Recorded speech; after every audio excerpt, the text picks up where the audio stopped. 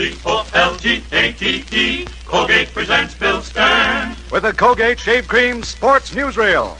Bill Stern, the Colgate Shave Cream Man, is on the air. Bill Stern, the Colgate Shave Cream Man, with stories rare. Take his advice and you'll look keen. You'll get a shave that's smooth and clean. You'll be a Colgate brushless man. Good evening, ladies and gentlemen. This is Bill Stern with the 333rd edition of the Colgate Shave Cream Sports Newsreel, featuring strange and fantastic stories, some that are legends, others mere hearsay, but also interesting. We'd like to pass them along to you. Our guest tonight is the most famous baseball player of all time, the one and only Babe Ruth. But first, real one. Beginning. This is a story that's so interesting that I'd like to tell it to you as it was told to me. But this is the story of a hobo. Actually, he wasn't a hobo in the true sense of the word. His name was Harry. His family had given him a good education, but because Harry liked to roam and because he wouldn't stay home, he became a hobo as he drifted from one town to another. Shortly after the turn of the century, when our story opens, Harry had just run away from his home, and he found himself in Baltimore, Maryland. He was broke when one day on the street, he happened to find a dollar bill. $1 to Harry meant a great deal. It meant food and a place to sleep. But then, suddenly, Harry remembered something else. He remembered that in a Baltimore orphan asylum was a youngster who wanted more than anything else in the world to own a baseball bat. Harry had seen this youngster the day before, and the youngster told Harry how much he wanted a bat. For a while, Harry thought about the youngster and how much that baseball bat would mean to him. And then, Harry thought about what he himself could do with that $1 he just found. He could buy a big, thick steak. He could get a place to sleep. Harry was torn between two emotions. He wanted to spend the $1 on himself, and yet somehow he kept seeing that pleading face of the poor orphan boy begging for the baseball bat. It didn't take Harry long to make his decision. He decided to go without food so that he might buy that baseball bat for his little friend in the orphan asylum. After that, according to the story, Harry drifted from one town to another until finally he found himself in Canada traveling on a train. Only Harry didn't have any right to be on that train because Harry didn't have any ticket, nor did he have the money to buy one. And on the second day of that train trip, the conductor caught Harry. At first, the conductor merely asked Harry where his ticket was. But when Harry couldn't produce either a ticket or the money to pay for one, the conductor ordered that train stopped, and he ordered Harry thrown off. After Harry was thrown off that train, he began to look around to see where he was at. He was 30 miles from the nearest town, and as he could plainly see, this part of Canada that he was in was wild and desolate. But Harry soon found out that food was plentiful and easy to get. So Harry decided to stay where he was, at least for the time being. One day, Harry made a curious discovery.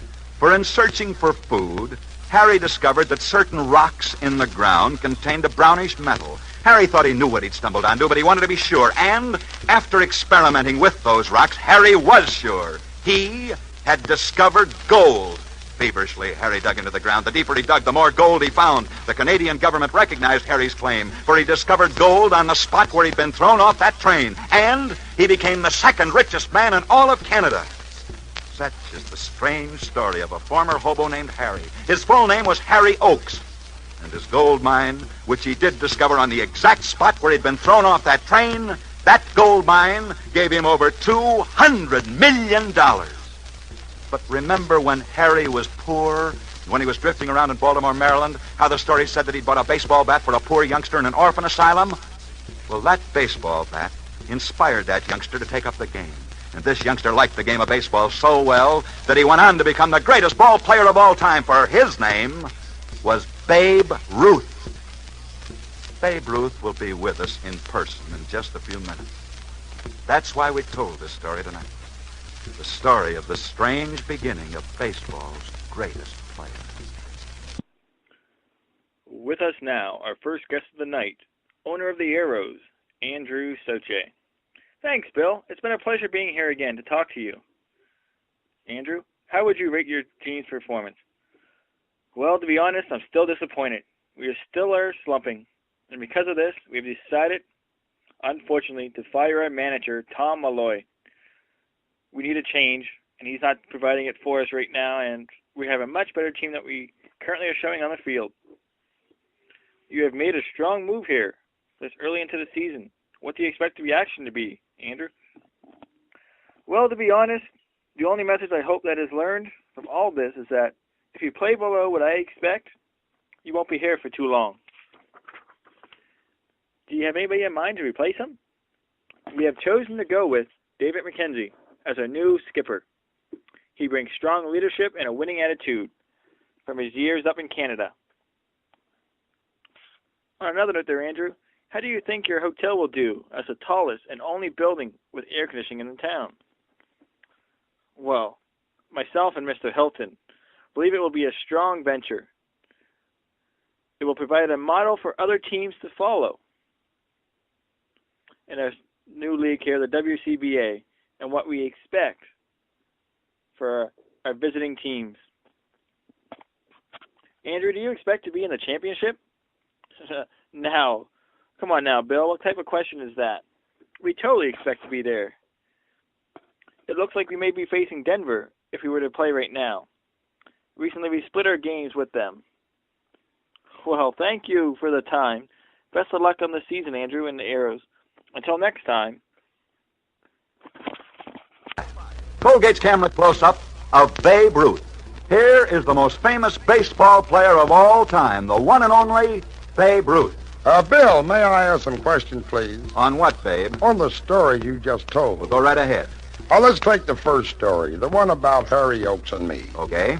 Are you sure that it was Harry Oakes who left that baseball bat for me at the orphan asylum? Well, Babe, I wasn't there. I can only say that was the story as told to me. And how about being thrown off the train in Canada and finding a gold mine on the spot where he was thrown off? Well, Babe, that story came from his own wife.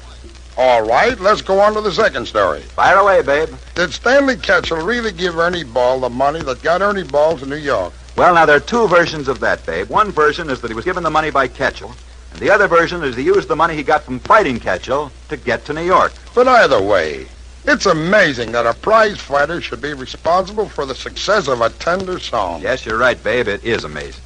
Now, if you don't mind, let me switch this around and ask you some questions.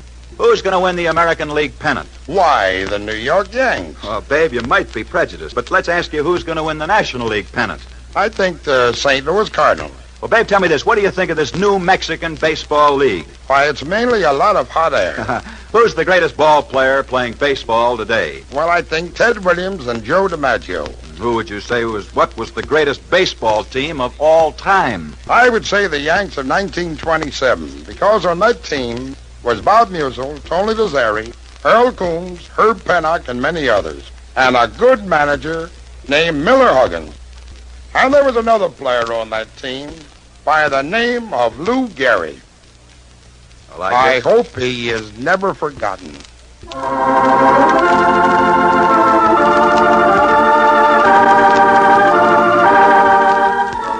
Lou Gehrig was a great baseball player.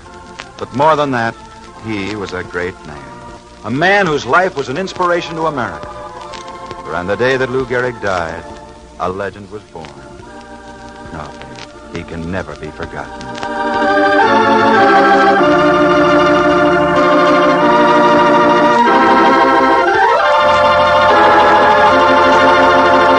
Thanks so much. Good luck and good night, Babe Ruth. And that's the 3-0 mark for tonight. Next, Bill. This is Bill Stern for Colgate Shave Cream, wishing you all a good night.